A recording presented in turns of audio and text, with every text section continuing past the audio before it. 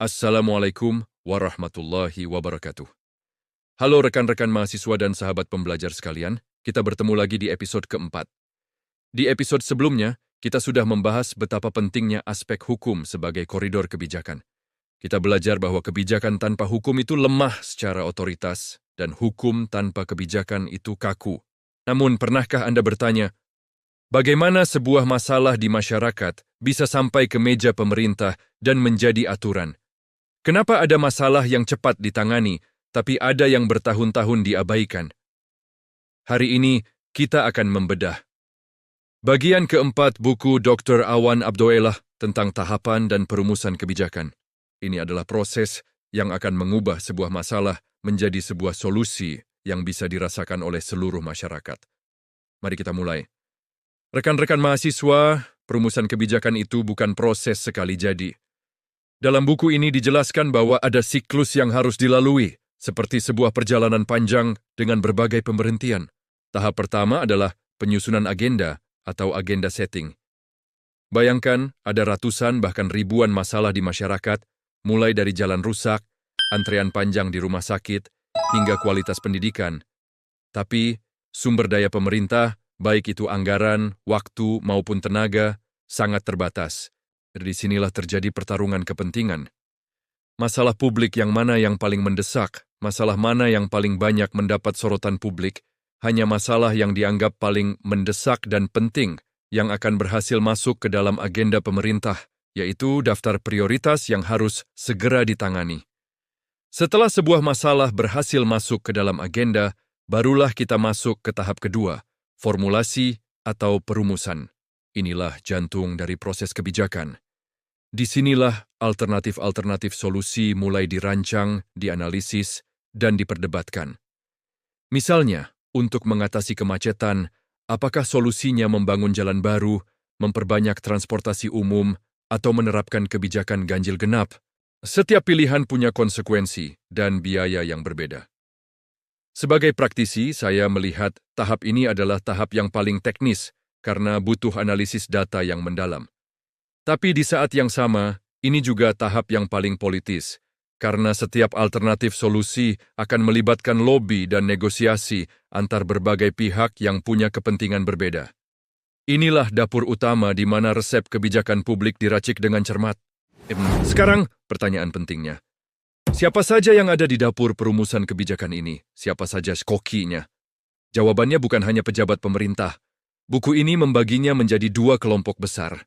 Ada aktor formal, yaitu mereka yang punya kewenangan resmi seperti lembaga eksekutif, yaitu presiden dan jajaran menterinya, lembaga legislatif seperti DPR dan DPRD, hingga lembaga yudikatif yang memastikan setiap rumusan tidak bertentangan dengan hukum.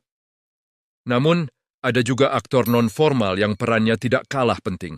Mereka adalah para akademisi atau pakar dari universitas yang memberikan kajian ilmiah, lembaga swadaya masyarakat atau LSM yang menyuarakan aspirasi kelompok marginal, kelompok kepentingan seperti asosiasi pengusaha atau serikat buruh, hingga media massa yang bisa membentuk opini publik. Kolaborasi dan terkadang konflik di antara semua aktor inilah yang membentuk wajah akhir sebuah kebijakan. Buku ini juga mengingatkan kita satu hal krusial. Perumusan kebijakan harus mempertimbangkan aspek kelayakan. Sebuah ide bisa jadi sangat brilian secara konsep, tapi akan menjadi sia-sia jika tidak bisa diimplementasikan. Ada setidaknya 3 jenis kelayakan yang harus diuji. Pertama, kelayakan teknis. Apakah kita punya teknologi dan sumber daya manusia untuk melaksanakannya? Yang kedua, kelayakan ekonomi. Apakah anggarannya tersedia dan manfaatnya sepadan dengan biayanya? Dan yang ketiga, yang seringkali jadi penentu adalah kelayakan politik. Apakah ide ini mendapatkan dukungan politik yang cukup dari para pembuat keputusan? Sebuah ide jenius akan berhenti di laci meja jika tidak mendapatkan dukungan politik yang cukup atau dianggap merugikan kelompok politik tertentu. Disinilah seni negosiasi dan kompromi menjadi sangat penting dalam dunia kebijakan. Mari kita coba bawa teori ini ke dalam realita yang lebih konkret. Ambil contoh kasus yang sedang hangat, yaitu upaya mengatasi kesenjangan digital di dunia pendidikan. Banyak siswa di daerah terpencil yang kesulitan belajar daring karena tidak punya akses internet atau perangkat yang memadai.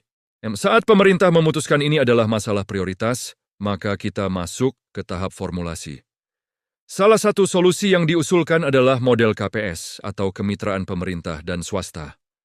Nah, di tahap perumusan inilah kita harus merancang detailnya. Apa peran yang akan diambil oleh perusahaan telekomunikasi swasta?